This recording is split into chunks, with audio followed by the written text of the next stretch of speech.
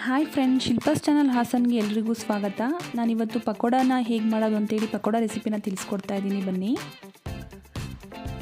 Weather demand ರೆಸಿಪೀಸ್ಗಳಲ್ಲಿ pakoda ಕೂಡ ಒಂದು. ಈ ಚಳಿಗಾಲದಲ್ಲಿ ಮಳೆಗಾಲದಲ್ಲಿ ಈ ರೆಸಿಪೀಸ್ನ ಮಾಡಿದರೆ ಮನೆಯಲ್ಲಿ ಮಕ್ಕಳು ಮತ್ತು ಮನೆಯವರೆಲ್ಲರೂ ತುಂಬ ಇಷ್ಟಪಟ್ಟು ಖುಷಿಯಿಂದ ತಿಂತಾರೆ. ನಾವು ಹೊರಗಡೆಯಿಂದ ತರೋದನ್ನು ಕೂಡ ಅವಾಯ್ಡ್ ಮಾಡ್ಬೋದು. ಮಕ್ಕಳು ಹೊರಗಡೆದು ತಿನ್ನೋದು ಕೂಡ ಬಿಡ್ತಾರೆ.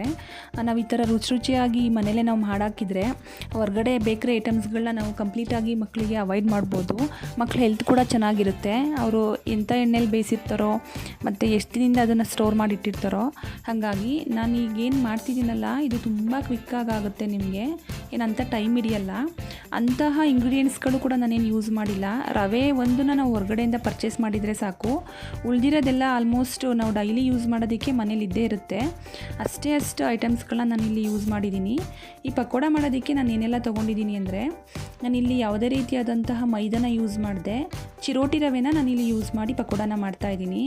ಇಲ್ಲಿ ನಾವೇನು ನೀರು ಕುಡಿಲಿಕ್ಕೆ ಇಟ್ಕೊಂಡಿರ್ತೀವಲ್ಲ, ಅದರಲ್ಲಿ ದೊಡ್ಡ ಗ್ಲಾಸಲ್ಲಿ ನಾನು 1.5 ಗ್ಲಾಸಷ್ಟು ನಾನು ಚಿರೋಟಿ ರವೆನ ತೊಗೊಂಡಿದ್ದೀನಿ. ಸೇಮ್ ಮೆಜರ್ಮೆಂಟ್ ಇರೋಂತಹ 2 ಲೋಟ ನಾನು ತೋರಿಸ್ತಾ ಇದ್ದೀನಿ ನೋಡಿ, ಗ್ಲಾಸಸ್ಸು. 2 ಗ್ಲಾಸಲ್ಲಿ ನಾನು ರವೆ ತೊಗೊಂಡಿದ್ದೀನಿ, 1.5 ಗ್ಲಾಸ್ ಆಗೋಷ್ಟು. ಇಷ್ಟಕ್ಕೆ ಒಂದು ಕಾಫಿ ಗ್ಲಾಸಷ್ಟು, ಚಿಕ್ಕ ಗ್ಲಾಸ್ ಏನಿದೆ ಅದು, ಒಂದು ಕಾಫಿ ಗ್ಲಾಸಷ್ಟು ಅಕ್ಕಿ ಹಿಟ್ಟನ್ನು ತೊಗೊಳ್ಳಿ. ಅಕ್ಕಿ ಹಿಟ್ಟು ಮತ್ತು ರವೆ ಎರಡೇ, ಮೈದಾ ತೊಗೊಬೇಡಿ. ರುಚಿಗೆ ತಕ್ಕಷ್ಟು ಉಪ್ಪು ಮತ್ತು ತುಪ್ಪನ ತೊಗೊಂಡಿದ್ದೀನಿ ನೋಡಿ. ತುಪ್ಪ 5ರಿಂದ 6 ಸ್ಪೂನ್ನ ತೊಗೊಳ್ಳಿ. ತುಪ್ಪ ಕಂಪ್ಲೀಟಾಗಿ ನಾವು ಹಾಕಲೇಬೇಕು ಅಂತೇನಿಲ್ಲ. ಅದ್ರ ಜೊತೆಗೆ ನಾವು ಅರ್ಧ ತುಪ್ಪ ಹಾಕಿದರೆ ಅರ್ಧ ನಾವು ಆಯಿಲ್ ಕೂಡ ಯೂಸ್ ಮಾಡ್ಬೋದು. ಬಟ್ ನಾನು ಇಲ್ಲಿ ಕಂಪ್ಲೀಟಾಗಿ ತುಪ್ಪನೇ ಯೂಸ್ ಮಾಡಿದ್ದೀನಿ. ಇದ್ರ ಜೊತೆಗೆ 2 ಮೀಡಿಯಮ್ ಸೈಜ್ಗಿಂತ ಸ್ವಲ್ಪ ದೊಡ್ಡದಾಗಿರೋ ಈರುಳ್ಳಿನ ತೊಗೊಂಡು ಚಿಕ್ಕದಾಗಿ ಕಟ್ ಮಾಡಿ ಇಟ್ಕೊಂಡಿದ್ದೀನಿ. ನೋಡ್ಬೋದು ನೀವು. ನಾವು ಏನಿಲ್ಲಿ ವಡೆಗೆ ಹಾಕ್ತೀವಲ್ಲ ಅಷ್ಟು ಚಿಕ್ಕದಾಗಿ ಕಟ್ ಮಾಡ್ಕೊಬೇಕು. ಅದ್ರ ಜೊತೆಗೆ 3 ಹಸಿಮೆಣಸಿನ್ಕಾಯಿ. ನೀವು ಖಾರಕ್ಕಿನ್ನ ಬೇಕು ಅಂದರೆ ನೀವು ಹಾಕ್ಕೊಬೋದು. ಅದರ ಜೊತೆಗೆ 2 ಬೆಳ್ಳುಳ್ಳಿನ ಬಿಡಿಸಿ ಇಟ್ಕೊಂಡಿದ್ದೀನಿ. ಇಲ್ಲಿ ಬೆಳ್ಳುಳ್ಳಿ 2 ಬೇಕಾಗಲ್ಲ, ಆದರೆ ಇಲ್ಲಿ ನಾವು ರುಬ್ಬಕ್ಕಾಗಲ್ಲ ಅಂತ ಹೇಳಿ ನಾನು 2 ಹಾಕ್ಕೊಂಡಿದ್ದೀನಿ. ಹಾಕ್ಕೊಬೇಕಾದ್ರೆ ನಾವು ಏನು ಮಿಕ್ಸ್ ಮಾಡ್ಕೊಬೇಕಾದ್ರೆ ಸ್ವಲ್ಪ ಹಾಕ್ಕೊಳ್ಳಿ. ಸ್ವಲ್ಪ ನೀರು ಹಾಕ್ಕೊಂಡು ಇದನ್ನ ಇವಾಗ ನುಣ್ಣಗೆ ನಾವು ಗ್ರೈಂಡ್ ಮಾಡ್ಕೊಬೇಕಾಗುತ್ತೆ. ಗ್ರೈಂಡ್ ಮಾಡಿ ಎತ್ತಿಟ್ಕೊಳ್ಳೋಣ. ನಾನಿಲ್ಲಿ ಏನು ರವೆ ಇಟ್ಕೊಂಡಿದ್ದೆ, ಇದನ್ನು ಒಂದು ಇದಕ್ಕೆ ಬಾಣಲಿಗೆ ಹಾಕ್ಕೊತಾ ಇದ್ದೀನಿ.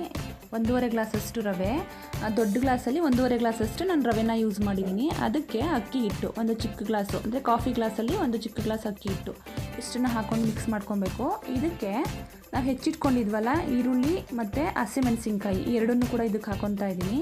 ಇದ್ರ ಜೊತೆಗೆ ರುಚಿಗೆ ತಕ್ಕಷ್ಟು ಉಪ್ಪು. ಒಂದೇ ಸಲ ಹಾಕ್ಕೊಬೇಡಿ, ನೋಡ್ಕೊಂಡು ಹಾಕ್ಕೊಳ್ಳಿ, ಅದು ಉಪ್ಪಾಗ್ಬಿಡುತ್ತೆ, ಉಪ್ಪು ತಡೆಯಲ್ಲ. ಇಷ್ಟನ್ನು ಹಾಕ್ಕೊಂಡಾದ್ಮೇಲೆ ಚೆನ್ನಾಗಿ ಒಂದು ಮಿಕ್ಸ್ನ ಮಾಡ್ಕೊಬೇಕಾಗುತ್ತೆ. ನಾವು ಚೆನ್ನಾಗಿ ಮಿಕ್ಸ್ ಮಾಡ್ಕೊಂಡಾದ್ಮೇಲೆ ಬೆಳ್ಳುಳ್ಳಿ ಏನು ನಾವು ರುಬ್ಬಿಟ್ಕೊಂಡಿದ್ವಿ ಅಷ್ಟನ್ನು ಹಾಕ್ಕೊತಾ ಇದ್ದೀನಿ. ಫುಲ್ ಹಾಕ್ಕೊಬಾರ್ದು, ಸ್ವಲ್ಪ ಹಾಕ್ಕೊಳ್ಳಿ. ನಾನು ಆವಾಗಲೇ ಹೇಳಿದ್ದೆ ಜಾಸ್ತಿ ಆಗುತ್ತೆ ಅಂತ. ಜಾಸ್ತಿ ಆದರೆ ಕಹಿ ಬರುತ್ತೆ. ಅದನ್ನು ಚೆನ್ನಾಗಿ ಮಿಕ್ಸ್ ಮಾಡಿಕೊಂಡು ನೋಡಿ, ಇಲ್ಲಿ ನಾನು ತುಪ್ಪ ಏನು ಇಟ್ಕೊಂಡಿದ್ದೆ 6 ಸ್ಪೂನು, ಅದನ್ನು ಚೆನ್ನಾಗಿ ಬಿಸಿ ಮಾಡಿಕೊಂಡು ಇಲ್ಲಿ ನಾನು ಅದನ್ನು ಕೂಡ ಮಿಕ್ಸಿಗೆ ಹಾಕೋತಾ ಇದ್ದೀನಿ ಮಿಕ್ಸ್ ಮಾಡಲಿಕ್ಕೆ. ಇವಾಗ ಇದನ್ನು ಹಾಕೊಂಡ್ಮೇಲೆ ಸ್ಪೂನ್ ಸಹಾಯದಿಂದ ಚೆನ್ನಾಗಿ ಮಿಕ್ಸ್ ಮಾಡ್ಕೊಬೇಕು. ಫಸ್ಟು ಸ್ಪೂನ್ ಸಹಾಯದಿಂದ ಮಿಕ್ಸ್ ಮಾಡಿ ಆದಮೇಲೆ ಅದನ್ನು ಎತ್ತಿಟ್ಟು ಕೈಯಿಂದ ಮಿಕ್ಸ್ ಮಾಡ್ಕೊಳ್ಳೋಣ. ಸುಡ್ತಿರುತ್ತೆ, ಹಾಗಾಗಿ ಫಸ್ಟು ಸ್ಪೂನ್ ಸಹಾಯದಿಂದನೇ ಮಾಡಿ. ಈ ಟೈಮಲ್ಲಿ ಉಪ್ಪು ಸರಿ ಇದೆಯಾ ಅಂತ ಹೇಳಿ ಒಂದ್ಸಲ ಅದನ್ನು ಚೆಕ್ ಮಾಡಿ, ಉಪ್ಪು ಕಡಿಮೆ ಇದ್ದರೆ ಉಪ್ಪು ಹಾಕ್ಕೊಳ್ಳಿ. ನೋಡಿ, ಈ ಥರ ಉಂಡೆ ಆಗಬೇಕು. ನಾನು ನೀರೇನು ಹಾಕಿಲ್ಲ, ಆದರೂ ಅದು ಕೈಲಿ ಹಿಡಿದ್ರೆ ಉಂಡೆ ಬರ್ತಾಯಿದೆ. ಅಷ್ಟು ನೀಟಾಗಿ ಮಿಕ್ಸ್ ಮಾಡ್ಕೊಳ್ಳಿ. ನಾವಿವಾಗ ಎಷ್ಟು ಎಣ್ಣೆಗೆ ಹಾಕ್ತೀವೋ ಅಷ್ಟನ್ನು ಮಾತ್ರ ನಾವಿವಾಗ ಕಲಿಸ್ಕೊಬೇಕಾಗುತ್ತೆ. ಹಾಗಾಗಿ ನಾನು ಸೈಡಿಗೆ ಸ್ವಲ್ಪ ಇಡ್ತಿದ್ದೀನಿ ನೋಡಿ. ಅಷ್ಟಕ್ಕೆ ನಾವು ತಣ್ಣೀರನ್ನ ಹಾಕ್ಕೊಂಡು, ಬಿಸಿನೀರೇನು ಬೇಡ, ತಣ್ಣೀರನ್ನೇ ಹಾಕ್ಕೊಂಡು ಸ್ವಲ್ಪ ಎಷ್ಟು ನಾವು ಎಣ್ಣೆಗೆ ಹಾಕ್ತೀವೋ ಅಷ್ಟನ್ನು ಮಾತ್ರ ನಾನಿಲ್ಲಿ ಕಲಿಸ್ಕೊತಾ ಇದ್ದೀನಿ. ಒಟ್ಟಿಗೆ ಎಲ್ಲ ಕಲಿಸ್ಬಾರ್ದು. ಎಷ್ಟು ಬೇಕೋ ಅಷ್ಟು ನಾನಲ್ಲಿ ಕಲಿಸ್ಕೊಬೇಕು. ಸ್ವಲ್ಪ ನಾದ್ಕೊಬೇಕು, ತುಂಬ ತೀರಾ ನಾದೋದು ಬೇಡ.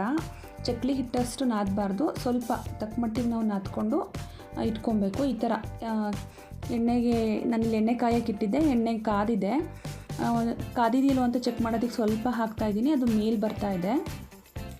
ಮೇಲೆ ಬರ್ತಿದೆ ಅಂದರೆ ಎಣ್ಣೆ ಕಾದಿದೆ ಅಂತ ಹೇಳಿ. ಈ ಟೈಮ್ಗೆ ನಾವು ಏನು ನಾವು ನಾದ್ಕೊಂಡು ಇಟ್ಕೊಂಡಿದ್ವಿ ಇದನ್ನು ಹಾಕಬೇಕು. ಅದನ್ನು ಫುಲ್ ಶೇಪಲ್ಲಿ ರೌಂಡ್ ಮಾಡೇ ಹಾಕಬೇಕು ಅಂತೇನಿಲ್ಲ. ಈ ಥರ ಒಂದು ಕೈಲಿ ಇಟ್ಕೊಂಡು ಇನ್ನೊಂದು ಕೈ ಕಿತ್ತು ಹಾಕಿದ್ರೂ ಓಕೆ. ಪಕೋಡ ಏನು ರೌಂಡೇ ಬರಬೇಕು ಅಂತ ಏನಿಲ್ಲ. ಈ ಥರ ಹಾಕಿ ಸ್ವಲ್ಪ ಹೊತ್ತು ಬಿಟ್ಬಿಡಿ, ಒಂದು 2 to 3 ಮಿನಿಟ್ಸ್ ಬಿಟ್ಬಿಟ್ಟು ಆಮೇಲೆ ನಾವು ಅದನ್ನು ಇನ್ನೊಂದು ಸೈಡಲ್ಲಿ ಬೇಯಿಸಬೇಕಾಗುತ್ತೆ. ತಕ್ಷಣಕ್ಕೆ ನಾವು ತಿರುಗಕ್ಕೆ ಹೋದರೆ ಅದೇನಾಗುತ್ತೆ ಅಂದರೆ ಎಲ್ಲ ಒಡೆದೋಗುತ್ತೆ. ಹಾಗಾಗಿ ಸ್ವಲ್ಪ ಹೊತ್ತು ಬಿಟ್ಟು ಆಮೇಲೆ ನಾನು ತಿರುಗಿಸ್ತಾ ಇದ್ದೀನಿ ನೋಡಿ.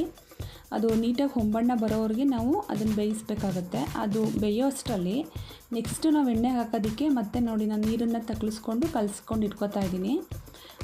ಎಷ್ಟು ಹಾಕ್ತೀವೋ ಅಷ್ಟಷ್ಟನ್ನೇ ಅವಾಗ ಕಲಿಸ್ಕೊಂಡು ನಾವು ಹಾಕಬೇಕು. ಈ ಕಡೆ ಬೆಂದಿದೆ. ಇಷ್ಟು ಹೊಂಬಣ್ಣ ಬರೋವರೆಗೆ ನಾವು ಬೇಯಿಸಿದರೆ ಸಾಕು. ನೋಡಿ ಬಬಲ್ಸ್ ಕಮ್ಮಿ ಆಗಿದೆ. ತೀರಾ ಬಬಲ್ಸ್ ಕಮ್ಮಿ ಆಗೋವರೆಗೆ ವೆಯ್ಟ್ ಮಾಡಬಾರ್ದು.